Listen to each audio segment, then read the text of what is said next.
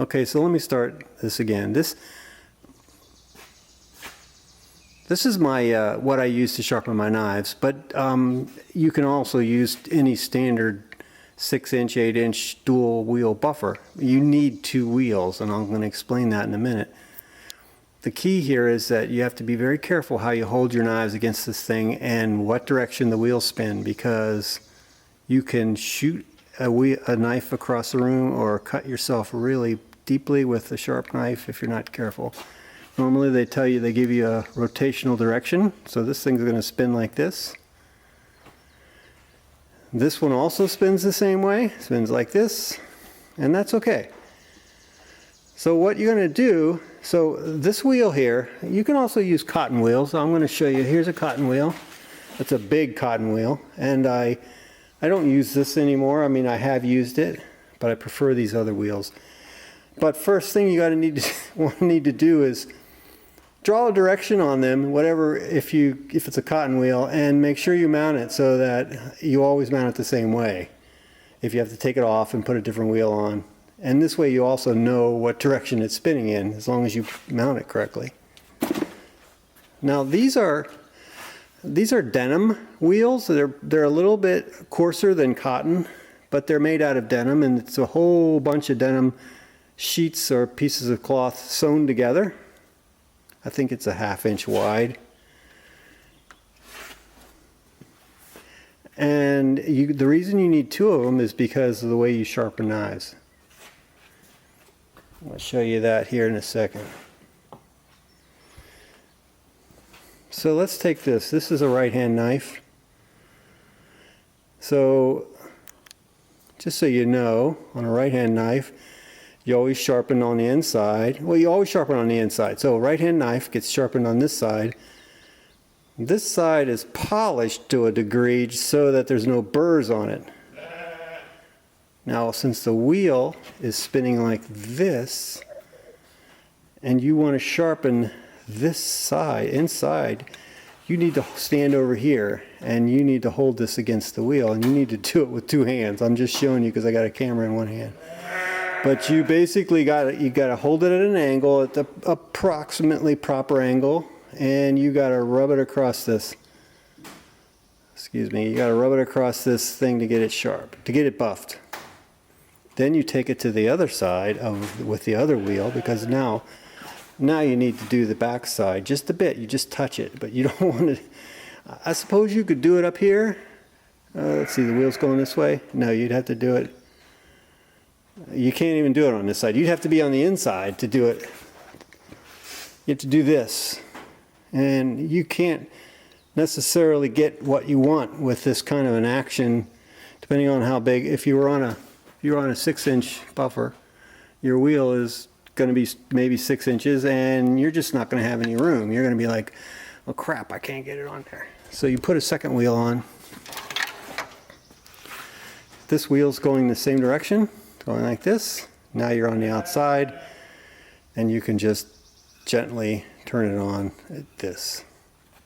Now that's a right-hand knife. That's how you would do that. Obviously the left-hand knife, it's just the opposite. Left-hand knife is sharpened inside. So you have to start on this side, because this is the side you want to sharpen. So you hold it up here like this, on the outside over here, and then when you want to do the back, just to buff off the burr that might be on there, you have to switch over to this side and do it on this way. So that's the general technique. Now I'll go into a couple more things that I want to show you.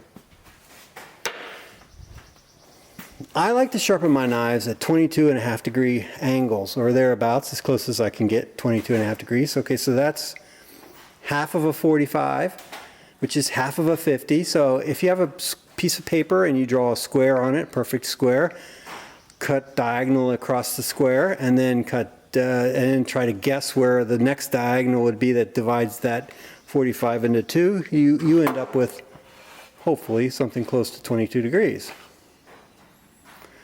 And there you go. That's a 22 degree angle there. One of them is anyway. So what I did was I made this piece of wood just as an example, so I could figure out when I first got started. How do I do 22 degrees? And what again? What was 22 degrees? Yeah, so I mean, you know, there's lots of ways to do this. You could do something like this. You could imagine your wheel, and then you can, you know, I don't know. But once you get going with it, it's not that critical. If you sharpen the angle too small, like say 15 degrees, so it's very, very thin, your knife will dull faster. If you sharpen it too wide, like say 35, 40 degrees, your knife will not be sharp and won't grab and won't dig into the sole. So you find a happy medium, and it's so easy to use this buffing wheel. I'm going to show you in a second. Now, the other thing you need to do is you need buffing compound. So these buffing wheels don't just run by themselves. You put a compound on them. And in my case, this one's a green one, and it's called fine. And I really don't know how fine it is, but it's fine enough, good enough. It's a big square. Also have a white one down underneath there, and that's supposed to be real fine, but again, it's not critical, except you don't want to use a coarse cut buffing compound. You could get these buffing compounds at your hardware store. So there you go, that's the buffing compound, and what you do is you turn on your buffing wheel and you just hold this thing up there and you push against it. And I don't know if you can see, there's a little bit of green in these wheels, so you buff it.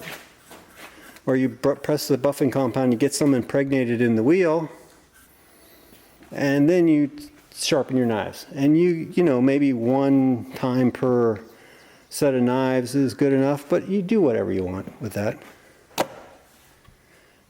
Once you get this buffing compound on there, it's like super fast to sharpen one of these knives. And I don't do anything except buff it.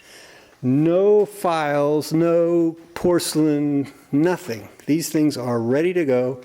And it just can't get any easier than that.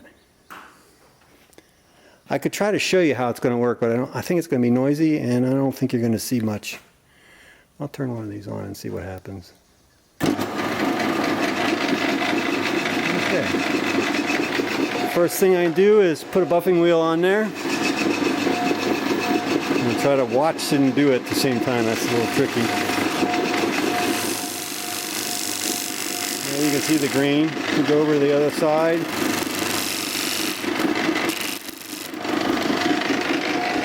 Now, I really don't want to sharpen any of these knives and have to do them again, but I can sharpen one of the other ones. I'll take this big one here.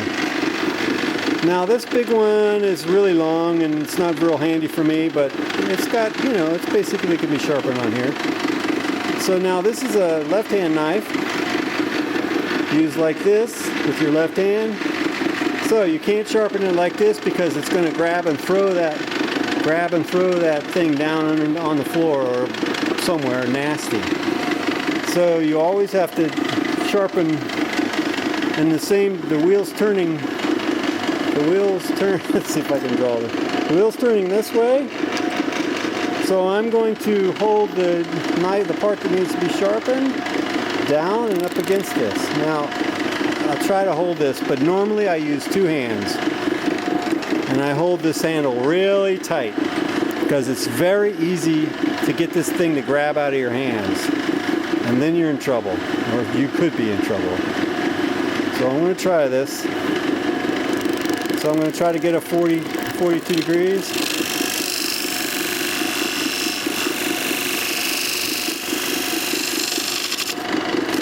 You just kind of go a little bit against the corner, that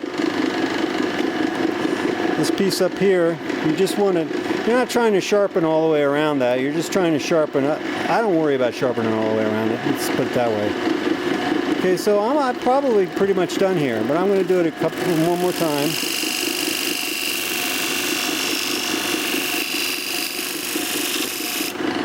Now I'm going to take it over to this side, and I'm going to buff the back of it just in case there's a burr on there. And there could be, depends on how much I had to do. Now this side, you just touch it, and you try to be flat against the wheel.